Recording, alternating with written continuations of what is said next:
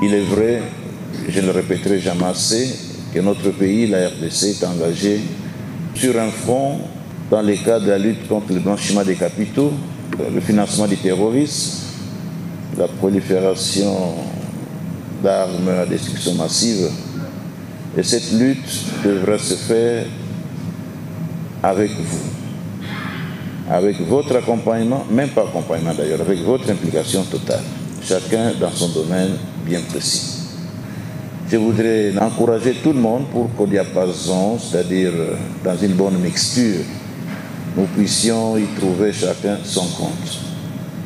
Ne fût-ce qu'un soulagement moral, mais nous aurons aidé notre pays. Et c'est là le point final, à sortir de la liste grise pour évoluer, être dans le centrum de tous les États et pour que nous soyons aussi considérés comme un des pays qui lutte éperdument contre ces trois phénomènes dont j'ai parlé tout à l'heure. Le discours, on en a déjà entendu beaucoup.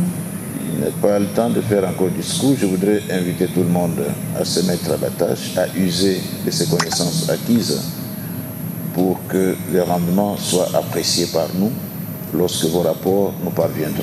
Cela dit, je me vois dans l'obligation de déclarer clos le présent séminaire de formation et je vous remercie.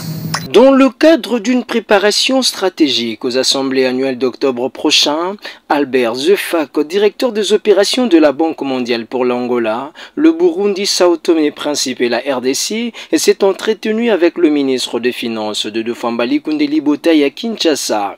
Cette rencontre visait à évaluer la coopération actuelle et à tracer la voie pour l'avenir. À l'issue de cette session de travail, Albert Zefak a exprimé sa satisfaction au regard du caractère constructif de l'échange. Je suis très heureux d'avoir rencontré son Excellence Monsieur le ministre des Finances aujourd'hui pour faire le point sur la collaboration entre la Banque mondiale et la République démocratique du Congo, et ce, en préparation des assemblées annuelles d'octobre pour effectivement, avec son Excellence Monsieur le ministre, identifier tous les écueils qu'il y a sur le chemin d'ici à Washington, mais aussi identifier des points où nous pouvons approfondir cette collaboration et s'assurer effectivement qu'on mobilise plus de ressources pour la République démocratique du Congo. Nous avons également discuté de la nécessité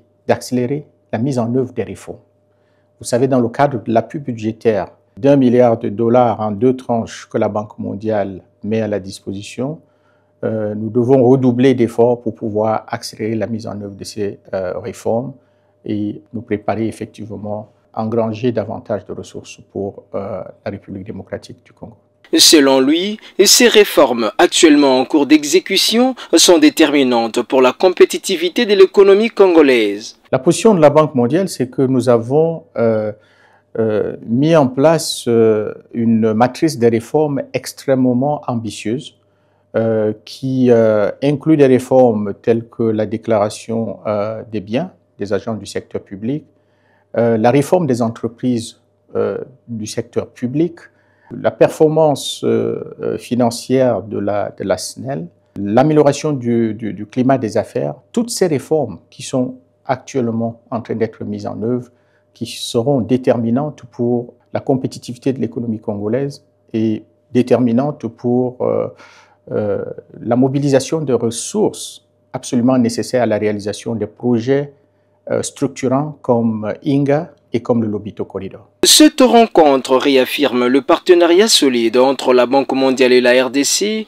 un partenariat orienté vers l'action, l'accélération des réformes et la mobilisation de ressources pour un développement durable et inclusif.